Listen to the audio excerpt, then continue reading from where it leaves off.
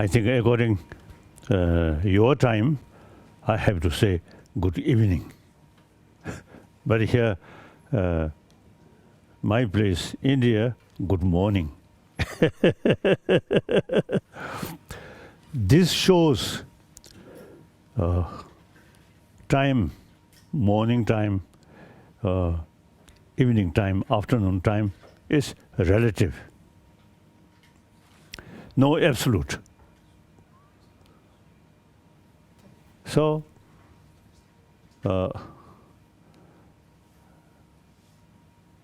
certainly I am Buddhist monk, and also you see, study and practice daily about these, thinking. So things are no absolute. Everything interdependent, so relative. So in any way,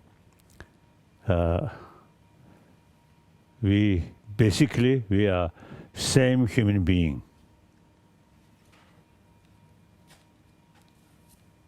Mentally, emotionally, physically, we are same. And then more important thing is, I want happy life. You also want happy life. Now, the place where you live, more materialistic life. I also now here in India, outwardly materialistic life. But you see, in this country, over 3,000 years, the concept of non-violence and compassion, and particularly the Nalanda institution, you see, further develop these inner value through logical approach. So I always say,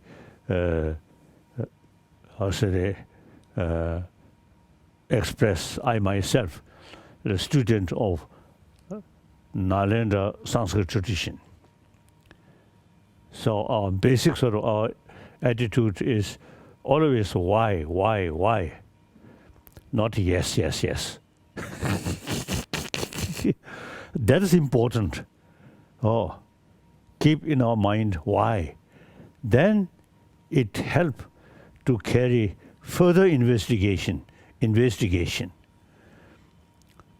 So now today, I think we need existing sort of way of life is enough to get happy life or happy human being, happy humanity or happy world.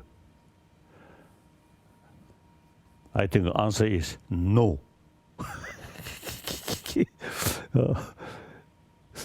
I think your place, materialistic life, always talk about external thing, not talk about inner peace through training of our mind.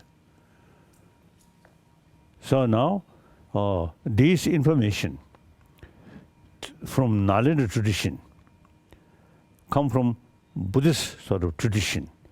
But subject itself, we should consider academic subject, not religious subject, about psychology and about mind and how to train our mind, and philosophy, like quantum physics. The quantum physics to us is something very normal. One of my Indian friend, late Rajaramana, he once told me, quantum physics in the West, something new. In India, over 2,500 years already developed. It is very true. So, in philosophical fields, they say nothing exists as appears. And there's big gap, appearance and reality. Now quantum physicists also used to say that.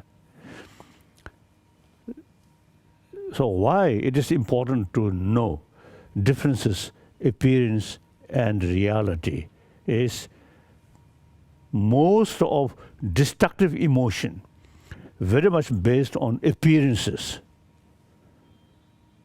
Now some quantum physicists begin to feel, oh, that concept, you see, reduce grasping the object, too much sort of some nice thing, too much sort of grasping, negative thing, too much grasping, that causing for, I'll say they develop for anger, affection, too much affection, attachment.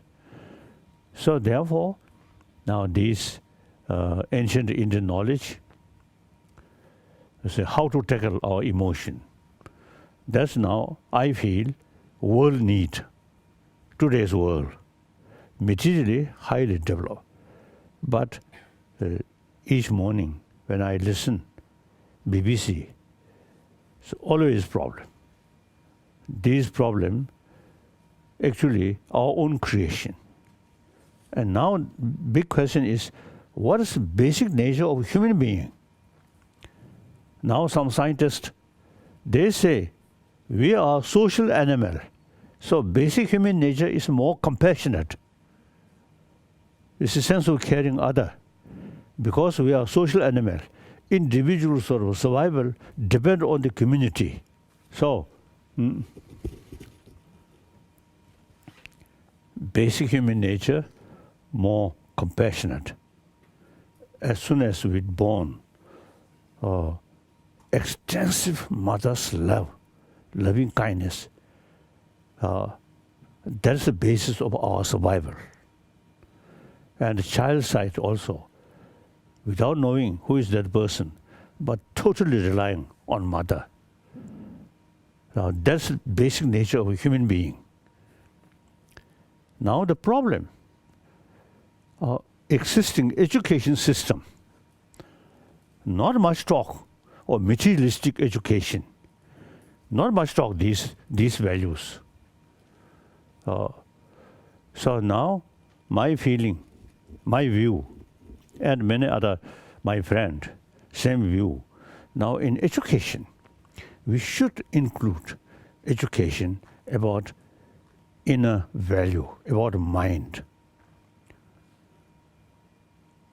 Like I often see expressing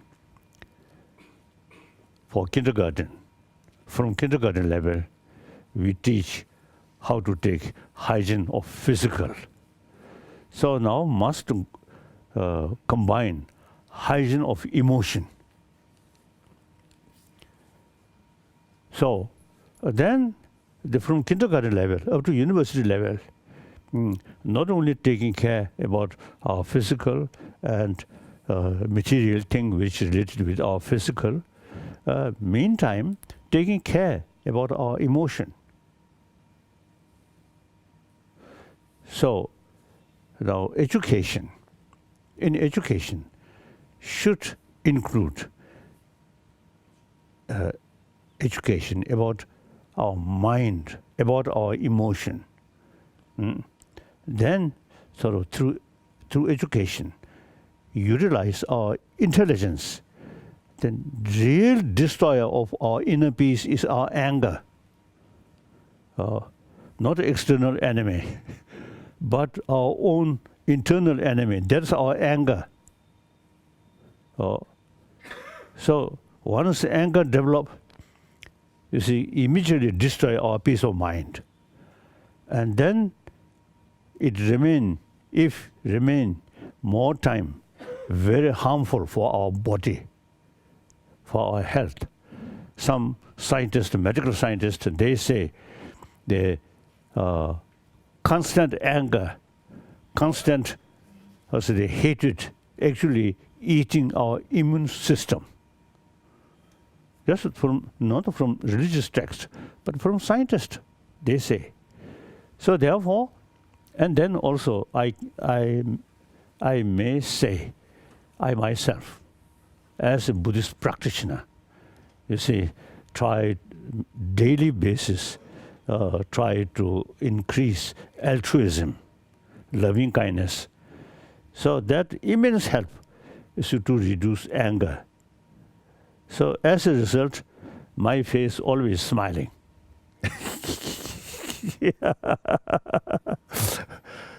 So wherever I go, it's some kind of peaceful atmosphere. Not because I'm Dalai Lama. No, I'm a human being. We are same. I also have sort of seed of anger, but through practice, with fuller knowledge about our emotion, then you see you can develop happy person.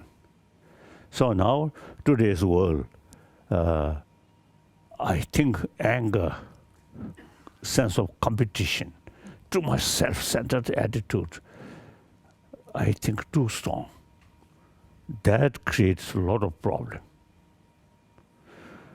Obviously,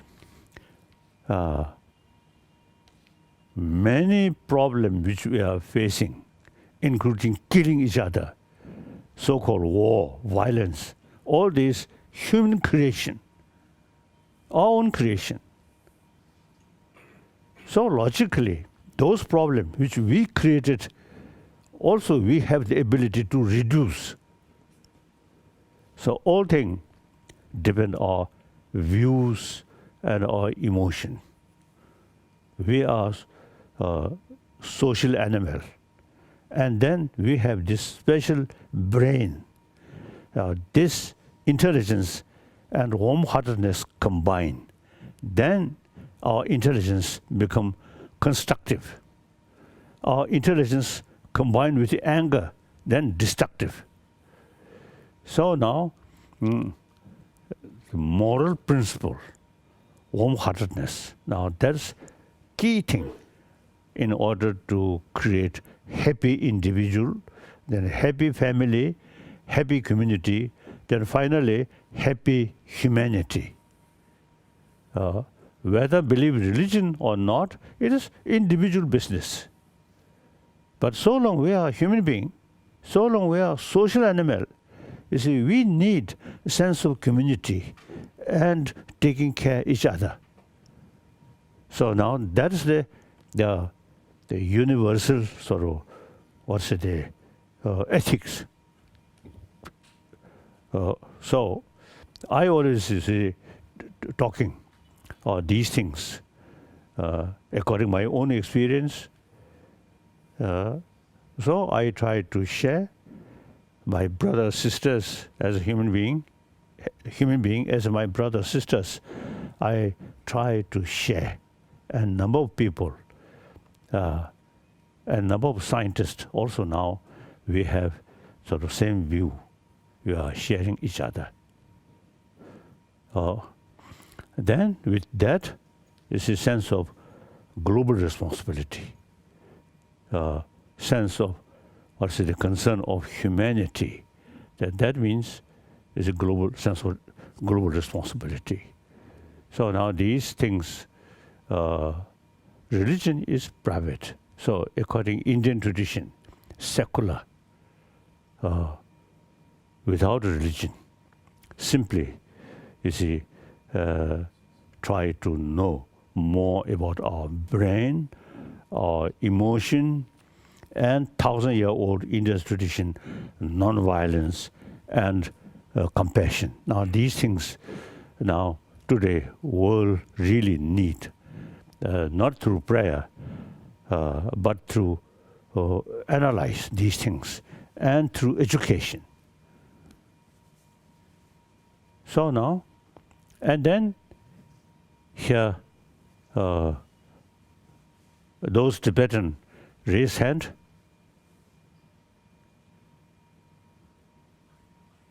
Okay. And then Han Han people, Chinese.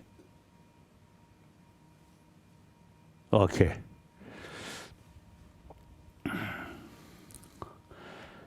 Now,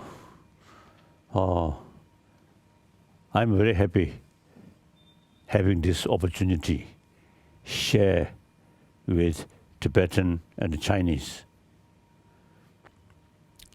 We are over 1,000 years, since 7th century, we developed some special connection because 7th century Tibetan Emperor Songtsen Gampo married with Chinese princess.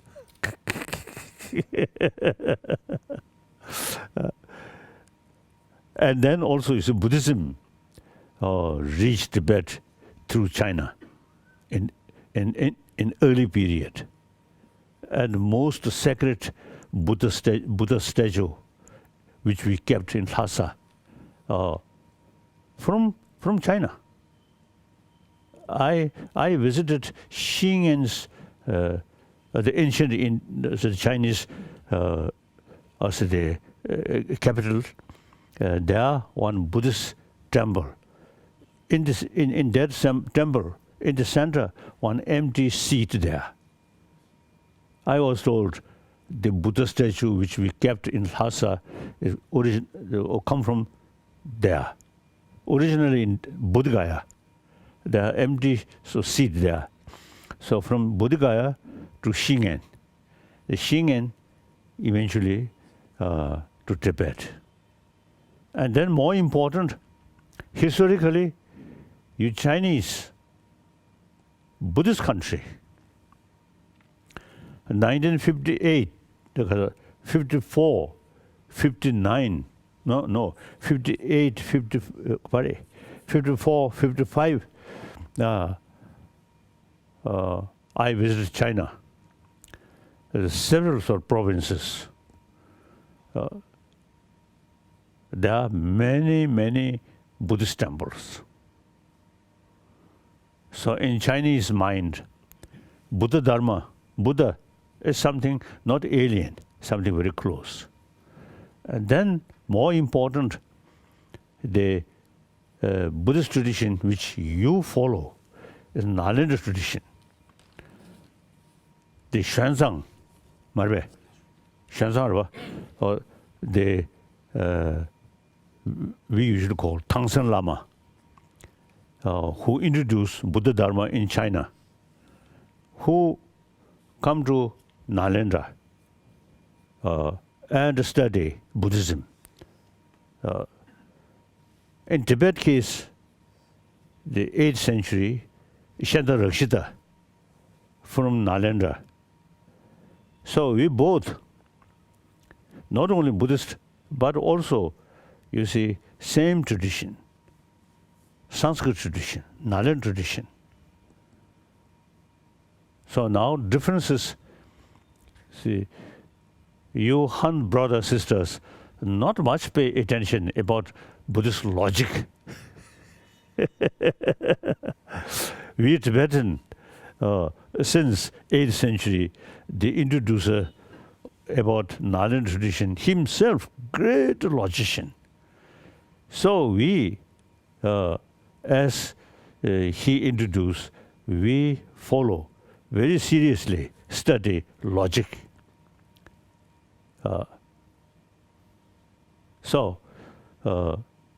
But basically we are same, Nalanda tradition. So we can call brothers, sisters. And in any way, relation between Han people and Tibetan over 1,000 years. So then political matter, I do not think much important. Important is, as a human brothers, sisters, we live side by side and share our culture, each other, and helping each other. So I always say, expressing Han Sang Da Tenje. That's very important. So, since in early 60. You see, we raised Tibetan issue at the UN, 60s.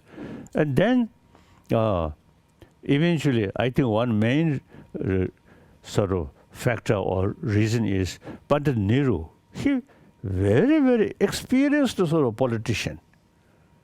So he once told me, raise Tibetan issue at UN, not much help.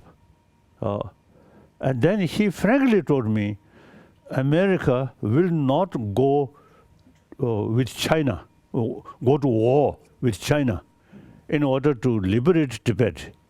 He says, it will not happen. So important is direct contact with the Chinese government. He advised me.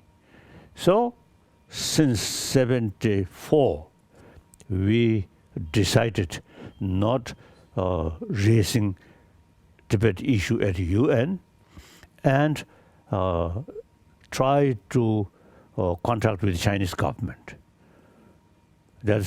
So we not seeking independence of Tibet or separation Tibet from mainland China since 74. So usually we describe middle way of approach, not separation, not independence, no, you see, at the present sort of condition, we sometimes you see even the hardliner, you see, try to eliminate Tibetan language also. So that kind of hardliner, short-sighted policy, we will never accept. And then we also, you see, keep in our mind those area, Tibetan area, which Chinese constitution recognized as a Tibetan area, Zhangzhou Diqu, 这个说自治区 and 自治州 and 自治克萨、自治县. So constitution itself is recognized as a Tibetan area. So these areas should have same right to preserve our own culture, our own ancient knowledge, and including our language. So we are not seeking independence. Tibet, poor country, for economy reason, is much better remain within the People's Republic of China. And also, you see, we can serve, help number of Chinese Buddhists. Now today, China, nearly 400 million Buddhists. I have sort of a constant sort of contact. These Buddhists often come to India like that. So in spite some restriction from the government side, you see they come India and including Bodhgaya like that. So therefore, for Buddha Dharma, you see we can help our Chinese Buddhist brothers, sisters. I can frankly say, as far as the knowledge is concerned, Buddhist knowledge is concerned, our knowledge about Buddhist tradition and Nalen tradition is much better than our the Chinese Buddhist brothers, sisters. They not much pay attention for study, meditation. So we Tibetan, because Shantar Rakshita himself, great philosopher, great logician, as I mentioned earlier, so we carry his teaching, his advice, study, logic. So we can serve, we can help a number of Chinese Buddhists. So we, since 74, we are not seeking independence. Now, China, since Deng Xiaoping, you see, he pursue more realistic approach. And he opened relation with outside world. And as a result, I said the number of Chinese students who study in America, Australia, in Japan, so on, like that. So I have one sort of story to share with you. One occasion in America, one young Chinese student, say, after my talk in one university, after that, one Chinese young student straightly come towards me and expressed to me, when he was in China, he got the impression Dalai Lama, very orthodox person, narrow-minded. After he attended my talk, public talk, he noticed Dalai Lama not like that. So he found big differences in China. The government propaganda, according their sort of what's the version about me, and real Dalai Lama, there's big differences. He told me like that. So they actually now things are changing. I have direct contact with some Chinese leaders. Not public, not sort of because of the publicly, but it's as a sort of personal, privately. I have constant contact with Chinese leaders. So now things are changing. And among the top leaders in People's Republic of China, now they begin to feel last few decades policy regarding Tibet is not realistic policy. So now they are thinking, try to follow more realistic, previously unrealistic. Too much sort of use suppression, power. Now they are thinking more realistic approach. So we'll see. And also, quite often I also express, as a Buddhist, and also previous Dalai Lamas, pilgrimage, Wutai. So I also have the desire like that. 1954, 55, when I was in Peking, I expressed I want to pay my respect to Wutai Manjushri place. Then at that time, the concerned officials say road not good. That's quite true. So now that desire still there. I want to pay one kind of pilgrimage to Wutai. So we'll see. Things are changing. Things are changing. Now I become refugee.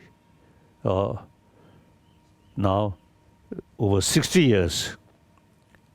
But India's freedom give me opportunity meeting with different people, including many scientists. So I found very good opportunity to exchange. So now some Chinese scholars who notice some of our publication here, for example, Buddhist science and modern science. After they noticed that, this is some Chinese professor, they mentioned Tibetan Buddhist tradition is true Nalanda tradition, and that Nalanda tradition is very much scientific religion. It is very true. So already there are number of Buddhists in China. So I'm very much sort of because of the desire, serving them, to educate them. Whenever I met Buddhist, Tibetan, Han, Japanese, any Buddhist, I always say, express, we should be 21st century Buddhist. That means, you see, not just faith. Buddha himself, you see, told us, oh, my follower, monks, scholars, should not accept my teaching out of faith, out of devotion, but rather thorough investigation and experiment. That's a very scientific way. So we, as a Buddhist, just, you see, I always telling Han brothers, sisters, Amitov, Amitov, Amitov, is not the proper way. You should study, like Lungsu Pusa's writing, and some other sort of Indian Nalanda master. You say they are writing. We should study. Then we know what is Buddhism. And with that, then faith, Buddha, is very, how to say, the sound basis. Just our parent Buddhist, and in our home some Buddha statue. So Amitabha, Amitabha. That's old way. Just faith. So we should be 21st century Buddhist. So these young Chinese, please pay more attention for study. And then also, you see, those Tibetan, you see, we have very good sort of tradition, as I mentioned earlier, since 8th century.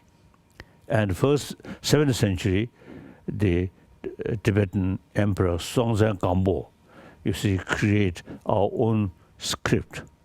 And then 8th century, all important Buddhist texts, mainly in Sanskrit and also in Pali, started translate into Tibetan. Now today, we have Kanjur and Tenjur. Kanjur about 100 volume, Tenjur more than 200 volumes. So these are the sources of Buddhist teaching. So we should pay more attention for study, not just faith. So in these, in these books, you see, we can see three parts, about 300 volumes. We can divide three parts. Number one, science. Mainly, the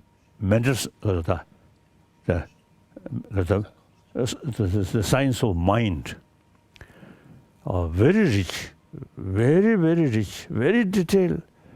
So that's science of mind, about science now. Then second part, philosophy, like quantum physics.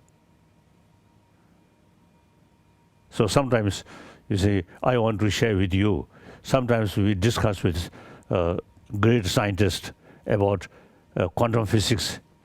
Of course, I sort of listen very humbly when they explain.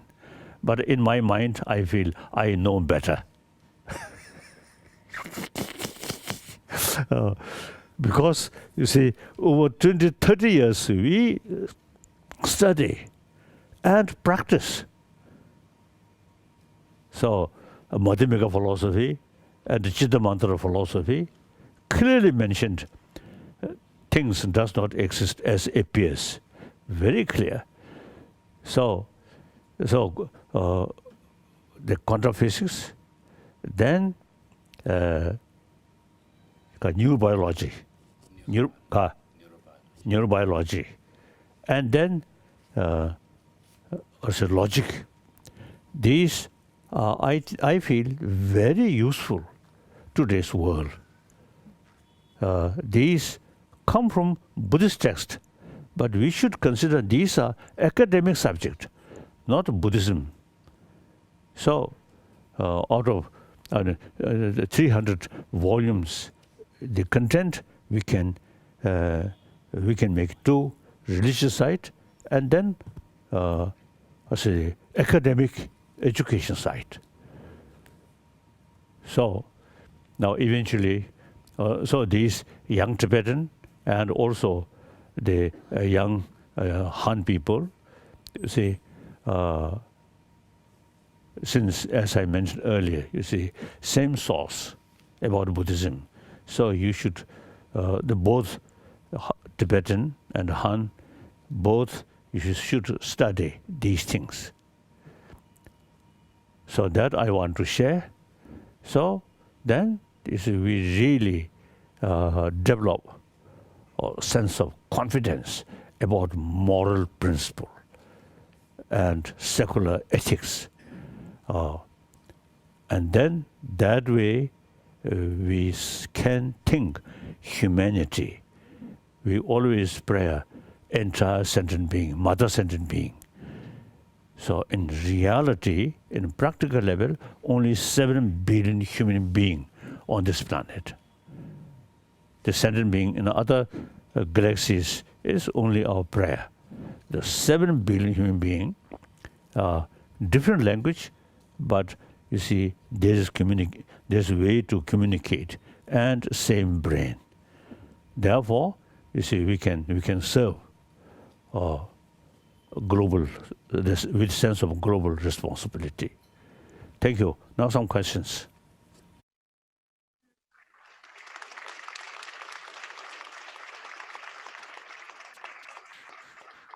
Good morning, Your Holiness.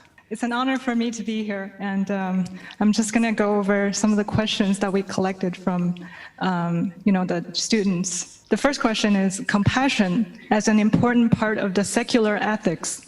When should people cultivate compassion? Can older people also cultivate compassion? Can anyone who has done bad things also cultivate it? That's the first question. Very good question. Now, as I already mentioned, basic human nature, more compassionate nature. Now, according to science, and then the reality also, we are a social animal, including those top leaders. Without a community, they cannot survive. So, the source of individual happiness or successful life entirely depend on the community.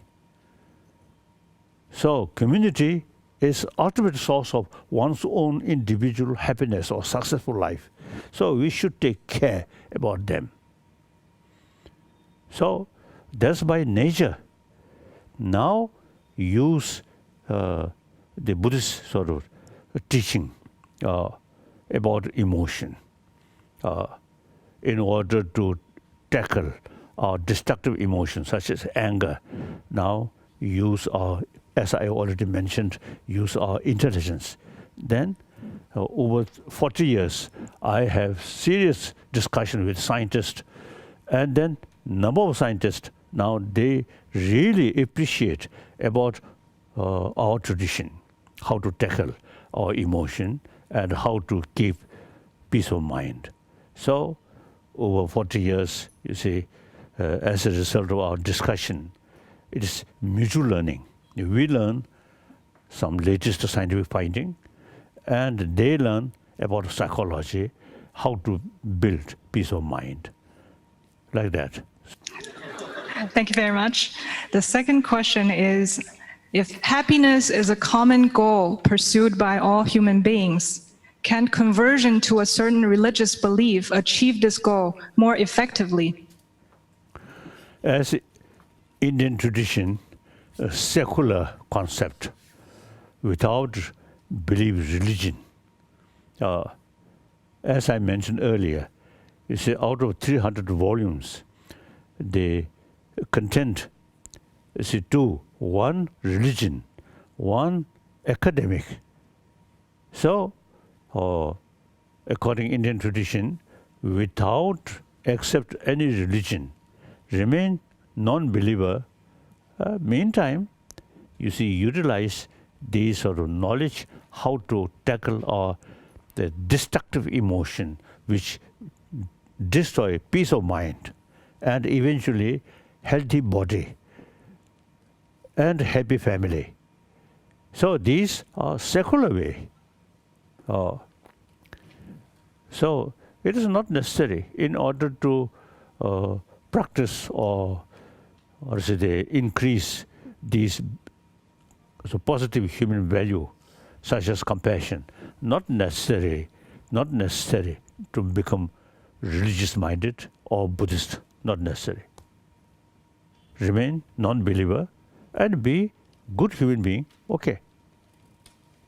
So we are not talking about next life, but just this life, day-to-day life, week by week, month by month, year by year. Through that way, you remain warm-hearted human being and very friendly human being with everybody. Then, at the end of death, you see, you get more people who pray.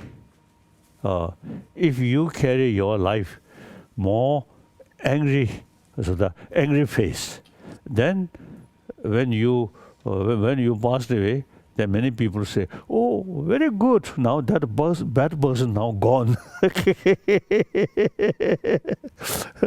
So no good. You see, short maximum 100 year. This 100 year, try to be good human being. Good human being is more warm-hearted human being and a very friendly attitude with any human being, and this life become much more happier. That creates good ground for good next life. Okay. Next life you cannot buy with dollar, with yuan marbe ka jemi with kasa. Oh, renminbi. So only our own sort of way of life. This very human being carry good way of life, more compassionate life. That's the guarantee. Your next life will be happy, good human being. Okay. Good morning, Your Honor. My honor to be here. This is a personal question about you. Are you going to reincarnate? If yes, will you reincarnate inside or out of PRC? Going forward, what are the things that we can do to help with the Tibet situation as Chinese youth? And what's your greatest wish for the Chinese people? Thanks. Regarding the institution of Dalai Lama, as early as 1969, I publicly, formally expressed this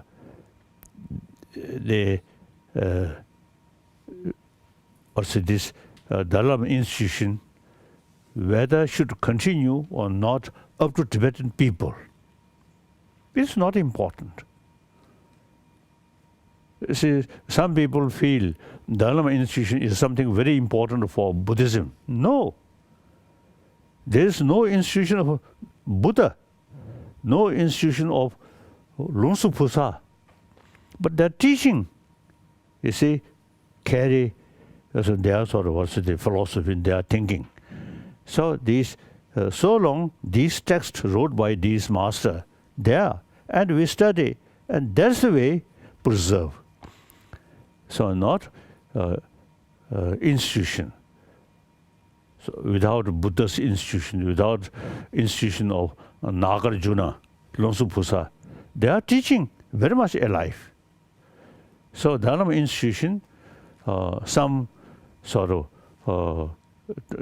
some occasion or some time, some period, you see it develop, but then we'll go. The Buddha Dharma, Buddhist teaching, in Tibet case, Tibetan Buddhist teaching, not depend on Dalai Lama institution. So in the past, the first Dalai Lama, second Dalai Lama, third Dalai Lama, wonderful. And the sixth Dalai Lama, quite naughty. I think compare compare 6th Dalai Lama, I much better. So there is no guarantee in case you see 15th or 16th Dalai Lama become more naughty. No use. So the proper way for preservation of Buddhism in general, and particularly Nalanda tradition, which we kept, depend on study, scholars, good practitioner. Like, as I mentioned earlier, you see these Nalanda masters, they themselves, they're no longer, no institution of these individual masters, but they are teaching still very much alive. So now here, I'm gladly to say to you, in India, about 10,000 monk students who study, and also nuns since the last few decades. I also start. The nuns also, you see, should start like equal way, like a monk. So now monk scholar, nun scholar, now already we have. And even you see children, student in our school, they also now study these certain sort of texts about logic, about sort of psychology of these things.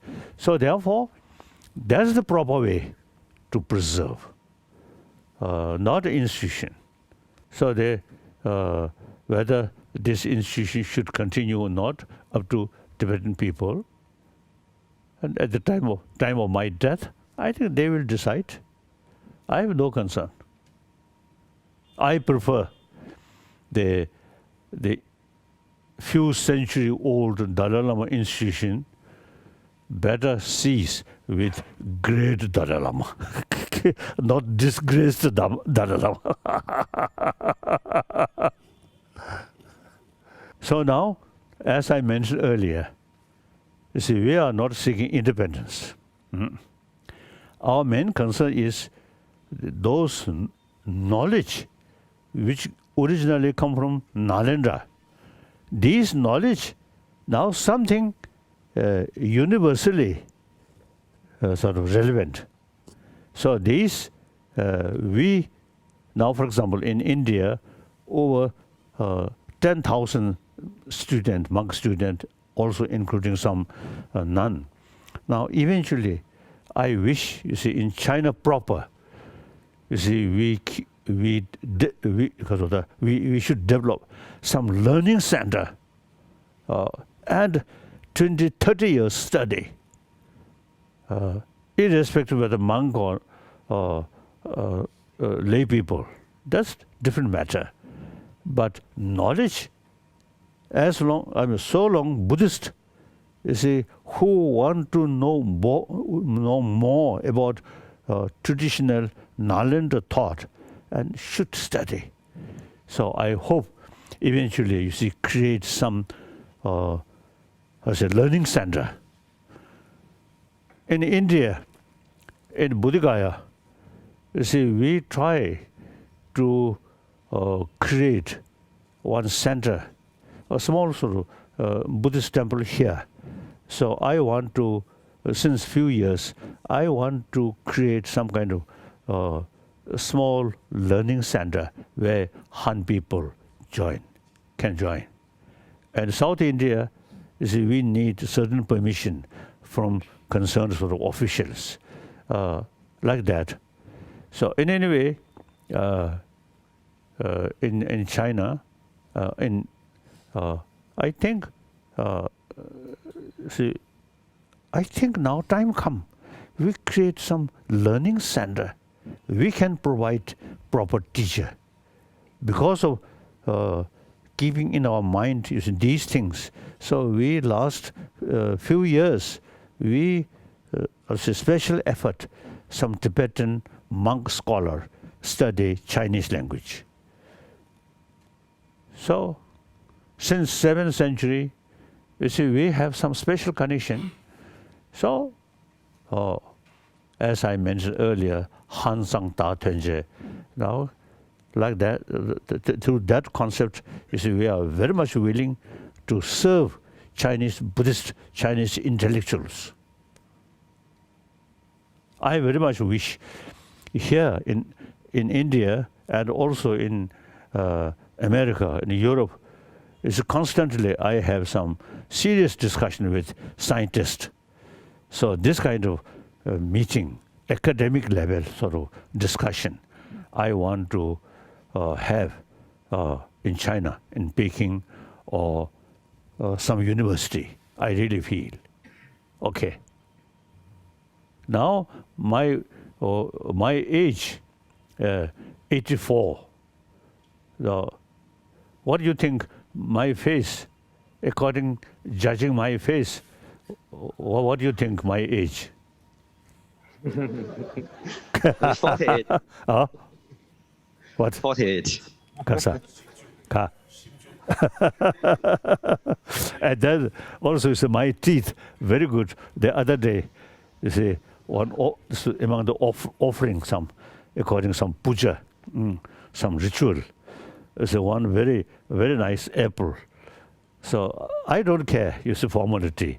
So I took one and I eat, I bite. One way, you see, that apple, you see, looks very good. So I love apple. So, and then secondly, I want to show the public audience, 84-year-old person, teeth very good. So if we necessary with fight and bite, I teeth still very good.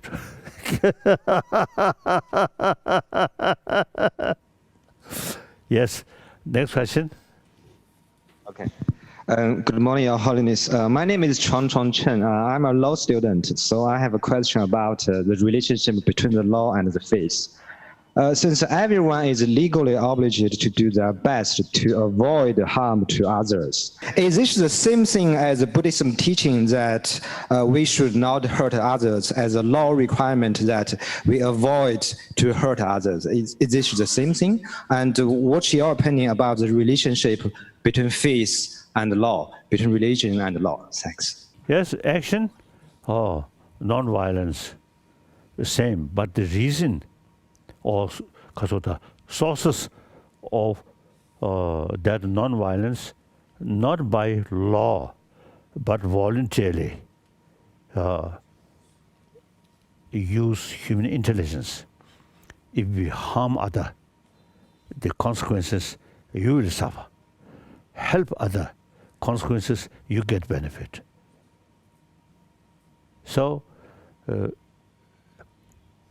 any sort of animal, including we human being, we take care first yourself. So some kind of selfish thinking oneself. And since many years I expressing we are selfish. Because of that we survived. Now that selfish should be wise selfish, rather sort of foolish selfish. Taking care yourself, but you say harming other, forget others' well-being. It's wrong. You cannot sort of escape from human community. If you have some sort of also ability, create problem on this planet, this galaxy, then go some other galaxies, then okay. Otherwise, you see, whether you like it or not, you have to sort of live among within this world. So then, you see, much better to create more friends, east, west, south, north. So I always consider oneness of human being. 7 billion human beings are same human being. So different color, different nationality, different religion, it is secondary. Basically we are same human being. With that sort of belief, with that concept, wherever I go, I always feel we are same human brothers, sisters. Okay. And by nature, young children, they don't care what others' religion, what other person's, other child's religion or country. So long played together, we are same. We must keep that spirit. Okay. Then you will be, it's much more happier. When you say, I met some people, when they introduce themselves, I feel boring. No need any introduce, so long human face, human eye, human nose, human, the mouth, and smile. That's the best way to introduce. Rank or religion, these are secondary, not important.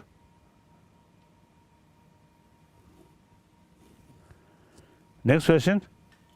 Good morning, Your Holiness. The next question that I will be presenting to you is, what if there is a conflict between secular ethics / universal responsibility and national interest of a country? Oh, national interest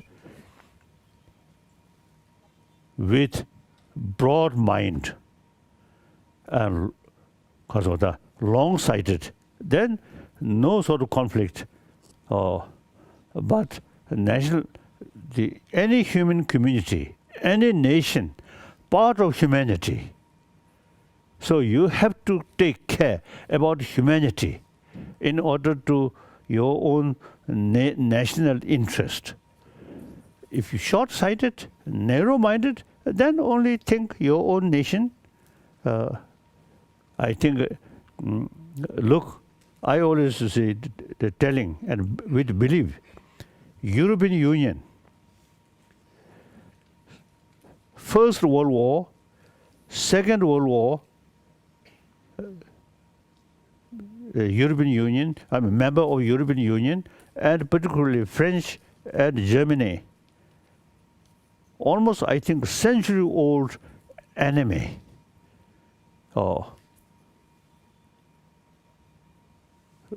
But end of second century, no, end of Second World War.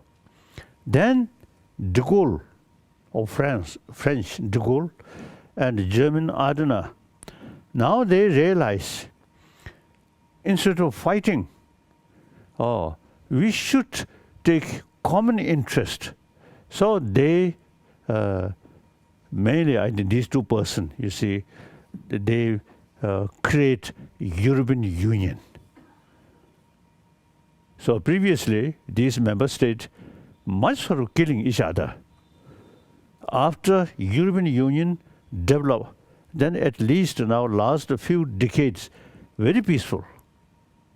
If European Union not yet developed, then I think last few decades, I think some killing must take place. Could be more violence. So the Europeans, through a lot of sort of suffering out of war, out of violence, they become more mature. They think common interest. So they develop a European Union. Wonderful. I really admire. So now in Latin America and Africa, I think Africa, whole Africa, too big, at least Northern Africa, Eastern Africa, Western Africa, something like that, eventually you see create some kind of union. That's the best guarantee to keep peace. So in Asia, sometimes I have one dream. Japan, China, Korea, Vietnam, India, some kind of union. That's, I think, best guarantee. And economically, immense benefit. And education field, you see, as a one union and exchange, no restriction. So, and then we Tibetan very happily join that kind of union. Already, you see, we are not seeking separation from People's Republic of China. So we voluntarily, you see, decide, remain within the People's Republic of China. Now People's Republic of China should think more because of the wider perspective, think more, not just China, China, China, not say that. Think, I think China, most populated nation on this planet. And then second, India. So Sino-Indian good relation is very important. The next question is, Your Holiness, how can all faith come together and accept one another? Oh, look, India. I spent now over 60 years in this country. Now India is my home. Now here, all major world religious traditions live together with mutual respect. I never heard complaint from Shia side and Sunni side. I never heard. But in our next neighbor, Shia and Sunni fighting, killing each other. In this country, over 1,000 years, almost I think 2,000 years, all major religious traditions come here. Besides India's homegrown different tradition, Sangha tradition, Jain tradition, Buddhist tradition, and many other Hindu tradition. These are homegrown. Then from outside, Zoroastrian come, and then Judaism, Muslim, Christian come here. All live together very harmoniously. Harmony, very good harmony. So one of my commitment is try to promote religious harmony, because I have full confidence it is possible. Now this country, India, over a billion populated nation, this religious harmony is wonderful. So with genuine harmony, mutual respect, that helpful to mutual learning. Yes, now next question. So I'd like to present to you the last question, Your Holiness, for the evening. Your Holiness, can you talk about whether atheism or theism better support the development of moral standards? All major world religions all carry same message of love. All carry.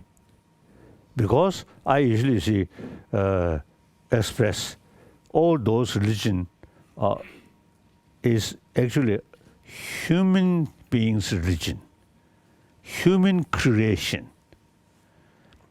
So therefore, all those religions carry best quality of human being, that is human love. Then, in order to achieve that, you see different philosophy. Some say there is God, creator. Some say no creator, like Buddhism and Jainism and one part of Sankhyaism. No concept of creator, but rather self-creation. So other, I think most of the religion believe creator. But that's method. But so long, goal is same. Kindness, loving kindness. So this different philosophy is different method, but same goal. So as far as different method is concerned, within Buddhism and the Nalanda tradition,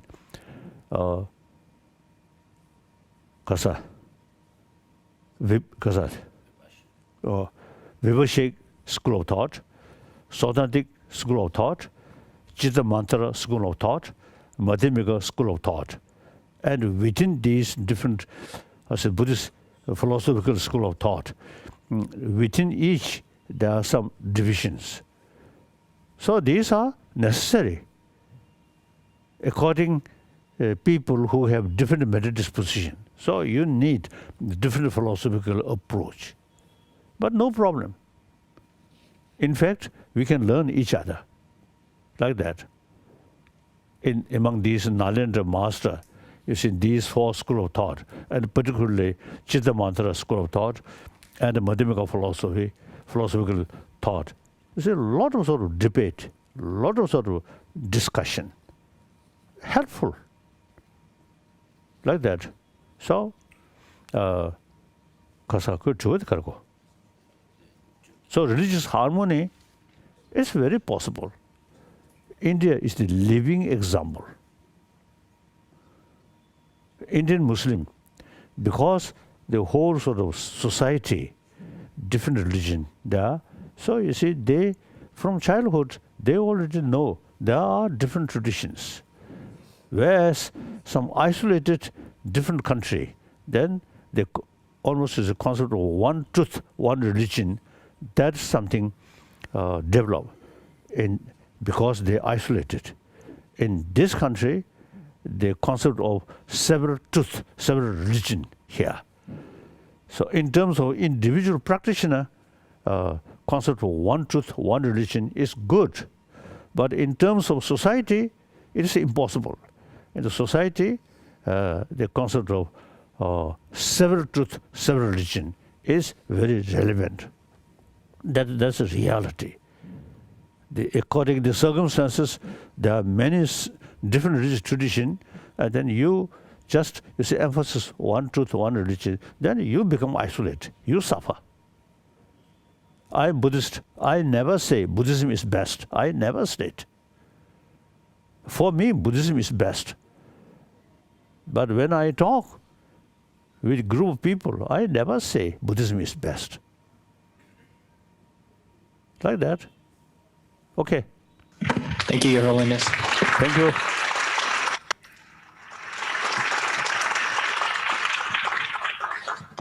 Thank you. Now, according to today's reality, each individual, each nation's future depends on the rest of the human community. That's a reality. Now, according to that reality, we really need sense of oneness of entire 7 billion human beings. That's very important. Now you are young people, so future depend on you. Future not depend on me. Now, see, I think another 15, 20 years I may live. But after that, you see, my time gone. But human being, till I think global warming become very serious, then world itself become desert. Till that, we human beings remain. So these young people are the future of humanity. So your thinking, and also you see, you should pay more attention about global warming. That's quite serious. Okay, very important. And then I want to share global level, huge gap, rich and poor. And within the nation, gap, rich and poor. This, I think you should keep in your mind to reduce this gap and pay more attention about poorer people. Very sad. So the other day, I also expressed publicly. So, like those refugees, and in Africa, in Latin America, some poor people, they are daily sort of, their life facing some difficulties. So we should think, you should think about, this gap, rich and poor. This is a very serious matter. It's totally against sense of compassion. We should take everyone, and particularly those needy people, poor people. Thank you.